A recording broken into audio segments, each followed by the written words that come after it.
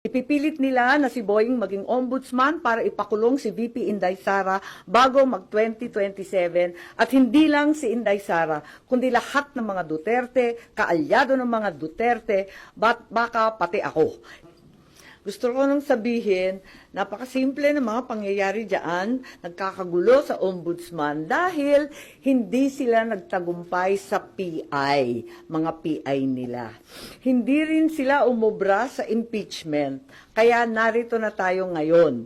Ipipilit nila na si Boying maging ombudsman para ipakulong si VP Inday Sara bago mag-2027 at hindi lang si Inday Sara, kundi lahat ng mga Duterte, kaalyado ng mga Duterte, baka pati ako.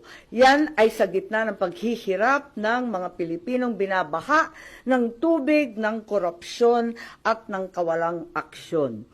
Tinutukan ko ang Plan A nila na People's Initiative Chacha.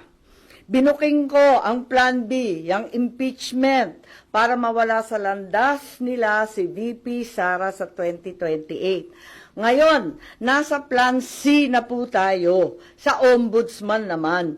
Noon pa'y nakita ko na, kaya ako nagsampa ng kaso nung May 2, nandun ako sa ombudsman. Kung hindi kayo titigil sa pamumulitika, mag-asaran tayo. Hindi ko rin kayo tatantanan.